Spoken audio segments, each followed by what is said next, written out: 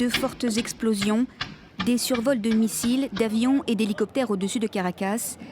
Et quelques minutes plus tard, des colonnes de fumée au-dessus de la capitale vénézuélienne.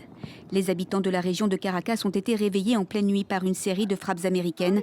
Donald Trump avait promis ces dernières semaines de mener des opérations terrestres dans le pays.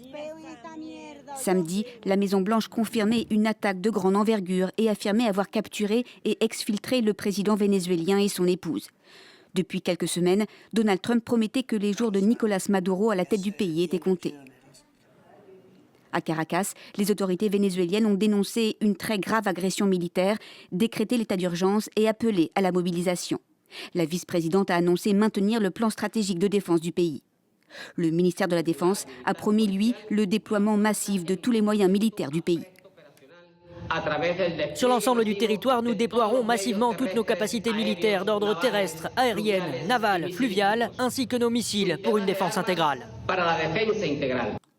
Depuis la fin du mois d'août, l'armée américaine avait mené plus d'une trentaine de frappes contre des embarcations impliquées selon elle dans des opérations de narcotrafic dans le Pacifique et les Caraïbes au nom de la lutte antidrogue menée par Washington.